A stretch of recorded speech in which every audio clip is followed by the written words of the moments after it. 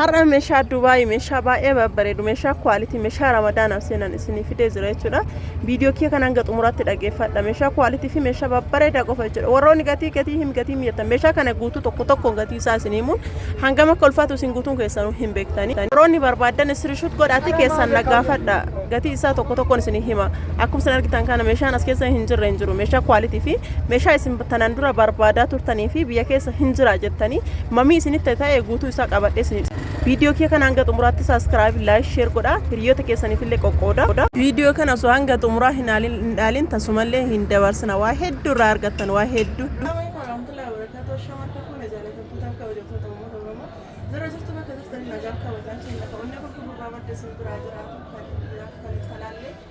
كبية كيسة في كم بيلالون كيسة بكريستان نجاف كوزات كيسة زادنا تشهر إيكا رمضان فوروني واربادني أكسمنا نموني قالوا في رمضان كنا نتقول بفترستاني مشان رمضان في مشان بباردا مشان دبي أبد اسمي فزرا وروني واربادني كيسة ندوسنا رافتنا سنجرا مشان بباردا siapa tu bani bereda kami jalka barra kasih hangga tumurah sini tulis nama video kita kan subscribe like share baca hangga tumurah tilalas menjadi video kita share kodati waroni berbeda nama kota kita ada bisa menjadi kusnah kita kan jalka barra kasih surah kaboti Dubai jalka barra kasih tulis surah kaboti studio kara kaboti Dubai itu jechuudha akkuma isin argitan kana namoonni tokko rakaboti namoonni tokko rakaboti Dubai tti rakaboti suudi jedhanii sobanii isinitti gurguruu danda'anii sirri dhufeega akkasuma immoo siiniin isaa kinooti siinii maqasmacaan isaa abillaacha ka fakkaatu kana siinii kana jechuudha amma haarawaa dhuftee namoonni hajamtanii bitachuu dandeettanii meeshaaleen isin mul'isu martuu meeshaa haarawaa inni kun rakabotiiti rakabotii waa meeqa wajjin gurgurama waa sadii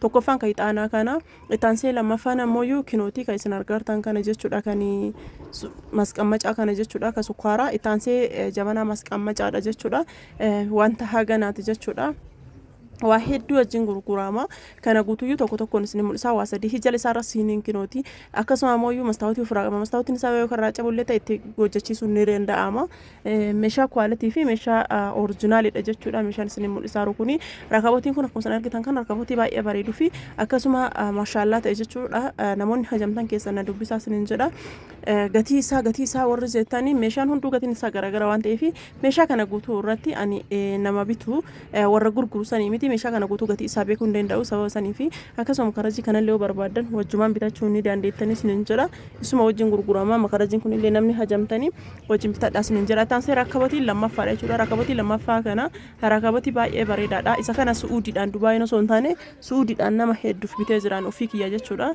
isiniin isa gubbaartu kinoo kana kaayixaana isaa ammoo kana jechuudha kinooti kaayixaana isaa kana jechuudha maashaallah ka ittaansi ammoo ammallee ka sukkaaraa isaa maankamaa walirratti ka jiru isa kana jechuudha inni kun ka sukkaaraa isaati rakabotiin ka suudii ta'e ka Dubaayii ta'e waa sadii wajjin gurgurama ittaansi ammallee jabanaa masqammacaan kana jechuudha kinooti meeshaa originaalii fi meeshaa quality meeshaa babbareedaa ta'e jechuudha qulqullina guutuu qabu namoonni hajamtan guutuu na biraan argatanis ni jira yoo barbaadani meeshaan hunduu gatiin isaa garagara ammallee rakabotiin sadaffaa kun gatiin isaa hin qannasa namoonni hajamtanii isitan bitachuu dandeettan jechuudha meeshaan hunduu gatiin isaa wal qixaa miti hin beektanii gatiin isaa wal jaalattan si rakabotii kana inni kun xiqqaadha jalli isaatitti illee siniin dardarama ka hixaanaa isaati akkasuma ka sukkaaraa isaati jechuudha kinooti akkasuma ammallee deebi'ee jabanaa masqammacaa isaati jechuudha kinooti namoonni hajamtanii rakabotii suudii yookaan rakabotii Dubaayii barbaadanii akka suudiitiif ka rakabotii Dubaayii illee garagara wanti beekuu isin qabdanii akkasuma ammallee ka kookisii jechuudha ka kookisii kun ka urjii kanaan jechuudha maashaallah baay'ee bareeda jechuudha namni hajamtan isa kanaan illee bitachuu ni dandeettan jechuudha kinooti isa kanaan akkana jira abbaa shaniiti amma boolariidha jechuudha boolariin kun boolarii baay'ee quality ta'e jechuudha boolariin kun boolarii baay'ee quality ta'e daraja hundaanuu isinitti mul'isa jechuudha kinooti inni kun illee akkuma isin argitan kana yeroo banamu as biratti mul'ata kinooti akkasuma baay'ee quality fi baay'ee maashaallah ka ta'e jechuudha meeshaa originaalii akkana kana namni barbaadanii keessan dubbisaa isin jira meeshaan hanga xumuraan isin midhisu meeshaa quality originalii qofa jechuudha video kana hanga xumuraatti ilaalaa isin jira boolariin tokko fanandirra isin mul'isaa jiru kun kinoo kana jechuudha boolarii kun maashaalladha lammaffaan ammoo kana jechuudha akkuma isin argitan kana kinooti jallisaallee kanarra boolarii lammaffaadha jechuudha inni kun jechuudha hunduu darajaa qaba isin jira boolariin amma isin mul'isaa jiru kun guutuun boolarii baay'ee quality ta'ee fi originalidha jechuudha maashaalladha hedduu jaaladhee fi hedduu natti tole osoo mana kee keessa kana qabaadhe jedhe jechuudha. Kan hanga ammaa bitaa turellee boolarii bareeda garuu inni kanneen baay'ee jaaladhe jechuudha. Baay'ee quality jechuudha. Amma dhiyoo ka seenanii meeshaa amma haarawaa seene jechuudha. Meeshaa naannoo isin mul'isaa jiru kun guutuuni. boolarii baay'ee bareedu kana jechuudha. Akkuma isin argitan kana asuma kabatumatti kana tuqanii bananii inni kunniin arfanuu boolarii baay'ee babbareedaati dhiyoo seene jechuudha. Meeshaan yeroo tokko dhufu akka yeroo biraan deebineen beektan kunillee asuma nas qabanii yoo bananii yoo cufan ammoo achuma nas qabanii gadi cufan gaduma qabanii meeshaa kwaalitiidha. Hin cabaafillee akkasuma meeshaa nama qalbii nama wanni ji'oo miti mastaawuti miti. Akkuma isin argitan kana meeshaa boolarii arfan kanneen baay'ee babbareedaa fi hedduu jaaladhee itti aansee jabana ananiti jabana anani kun kazoru sanin beektanimi garuu botan isaa mijata waan hin taanee fi as biratti kinooti akkuma isin argitan kana jabana hedduu bareedduudha. Jabana kanneen hedduun isin mul'isa isin ammoo ka barbaadan keessa filadha. Inni kun kazoru sanini inni kun ammoo akkanumaan ka gurguramu jechuudha. Saarbisin qabu ka amma jalaa kun ka ananiiti ka sukkaaraati ka gubbaa kun ammoo ka ananii maqannasha ananiiti ka jalaa guddaan kun ammoo ka bunaati. Inni kunniin ammoo siinii isaati siinii jaha qaba ka sukkaaraa qaba ka ananii maqannasha qaba ka buna guddaa qaba. Isni kunillee akkasii walirra gurgurama. Akkasuma saani shorbaa kanaan illee walitti maachidha.